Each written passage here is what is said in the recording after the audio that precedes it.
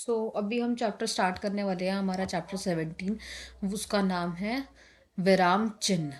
ठीक है, हमने पेन डिसाइड कर दिया है हमारा। हम इसे जूम कर लेते हैं। चलिए स्टार्ट करते हैं। चैप्टर का नाम है विराम चिन्ह।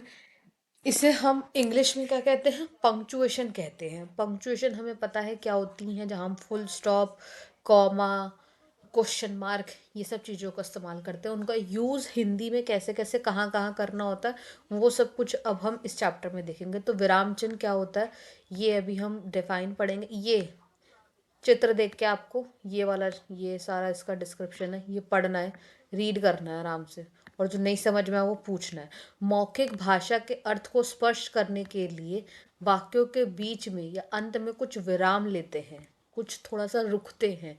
लिखित भाषा में इसी विराम का संकेत देने वाले चिन्हों को, जो हम विराम रुकते हैं किसी भी सेंस के अंदर, किसी भी तरीके से हम रुकते हैं, उनके जो हम सिंबल्स यूज करते हैं उसे क्या कहते हैं?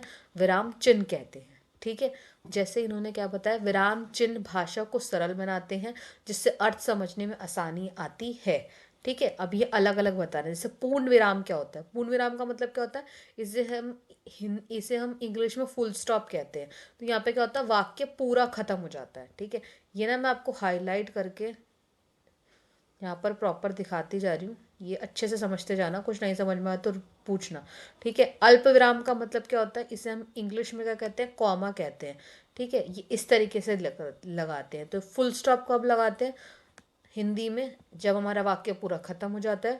अल्प विराम कब लगाते हैं? जब हमें थोड़ा सा रुकना हो, तब हम क्या लगाते हैं? अल्प विराम। जैसे हिना, दिशा और निशा बहनें हैं। अर्ध विराम, अर्ध मतलब क्या है? आधा। ठीक है, तो यहाँ पर हम क्या बताते हैं, जब हम पूर्ण विराम से कुछ कम, मतलब पूर्ण विराम से हमें कुछ कम और अल्प विराम से कुछ अधिक रुकना चाहते हो, मतलब पूरा सेंटेंस खत्म नहीं हुआ है और पूरी तरीके से हमें रुकना भी नहीं है, तब हम लगाते हैं। ठीक है, ये इस तरीके का निशान होता है। ये आप बहुत सारी बुक्स के अंदर अलग अलग सेंटेंसेस पर आके देखते हो, जो आप जर्नली देखते हो। ठीक है, यहाँ पर हम क्या देखेंगे, जब बेबी सो जाती है मैं भी सोने लगता हूँ, तो मैं थोड़ा सा रुकी ना, ऐसे। भूकंप से भयंकर तबाही मची, जान माल की बहुत हानि हुई। ठीक है, तो यहाँ पर क्या, थोड़ा सा रुकना होता है, पूरा नहीं रुकना। और प्रॉपर अल्प विराम से पहले, तो अल्प विराम से थोड़ा सा ज़्यादा। ठीक है, तो ये आपको ध्यान रखना है। ठीक है, प्रश्नवाचक चिन्ह हमें पता है। प्रश्नवाचक चिन्ह का मतलब क्वेश्चन पूछना है, तो सारे क्वेश्चन वाले ऐसे होंगे। विस्मय बोधक, जो मैंने अभी भी पीछे भी आपको वीडियो में पढ़ाया है, जिसके अंदर आप क्या दिखाते हो, आपके इमोशंस को शो करते हो। ठीक है, आश्चर्य, भय, घृणा, शोक, संबोधन, ये सब चीज़ों को। उपविराम, उपविराम क्या होता है? ठीक है, ये इस तरीके से दिखता है। ठीक है, तो किसी बात को अलग करके दिखाने के लिए, किसी बात को क्या करके अलग करके दिखाने के लिए उसे क्या कहते हैं? उपविराम। जैसे दहेज प्रथा। ठीक है, दहेज प्रथा क्या है?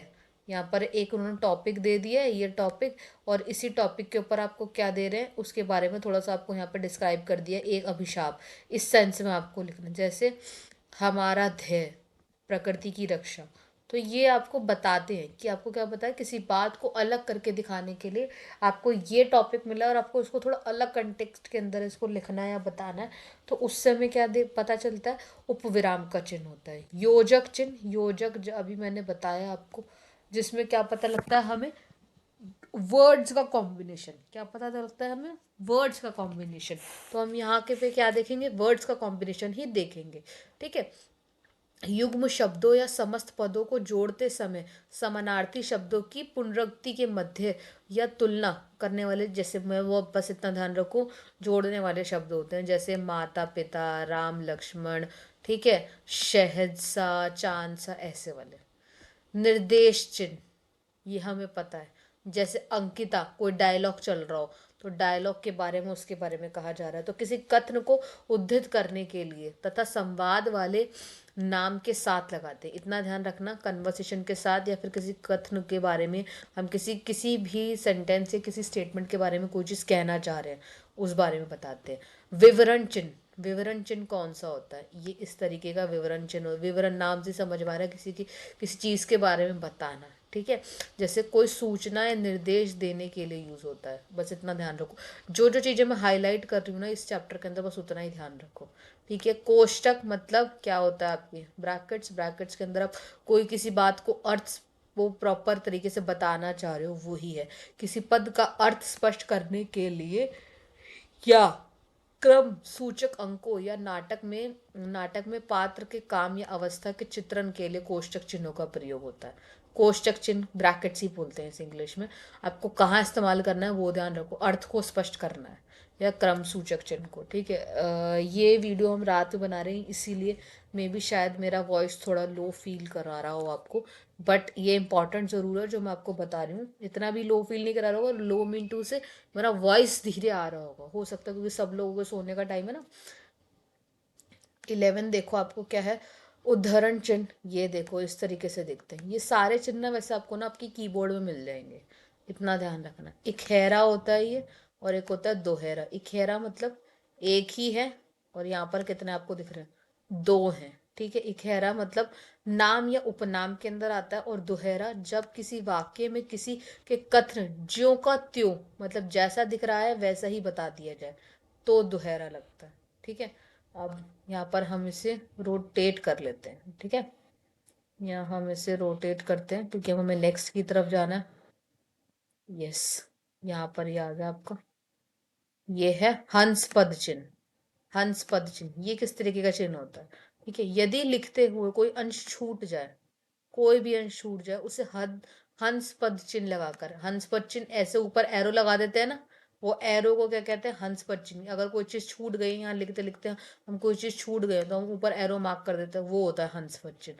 तो यही है वो हंस पद चिन्ह। फिर है लघाव चिन्ह, किसी शब्द को संक्षिप्त रूप में मतलब छोटे फॉर्म में लिखना हो तो उसे हम क्या कहते हैं, लघाव चिन्ह। वैसे आपको पूरा वीडियो, ज़्यादा बड़ा वीडियो नहीं है, 10 मिनट से भी कम का वीडियो, एक बार अच्छे से सिंपल स्पीड के अंदर देखना, इसे स्पीड इंक्रीज मत करना, अच्छे से सुनना, ठीक है। और उसके बाद एक बार बुक बंद करके रिवीजन के तौर पर इसे रिकॉग्नाइज करना, और रिकॉग्नाइज करने के लिए ये जो रिवीजन दे रखा है, ये बहुत इजी तरीका है इन सभी चिन्हों को एक साथ देखने का। बट हाँ, जब आप इन्हें रिवीजन करो, जैसे अल्प विराम, तो ऐसे करना है, अल्प विराम मतलब थोड़ा रुकना है, ठीक है। पूर्ण विराम मतलब सेंटेंस खत्म हो गया। अर्ध विराम मतलब अल्प विराम पूरा खत्म भी नहीं हुआ, और पूर्ण विराम पूरा खत्म भी नहीं हुआ, और अल्प विराम से थोड़ा ज्यादा, मतलब पूर्ण विराम से कम और अल्प विराम से ज्यादा, ऐसे।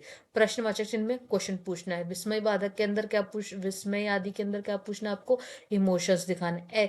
योजक के अंदर आपको कैसे बताना है, कॉम्बिनेशन बताने, ऐसे आपको ध्यान रखने हैं, ठीक है। मैंने कुछ के एग्जाम्पल्स बता दिए, कुछ आप खुद करो। नेक्स्ट हम नेक्स्ट वीडियो में करें।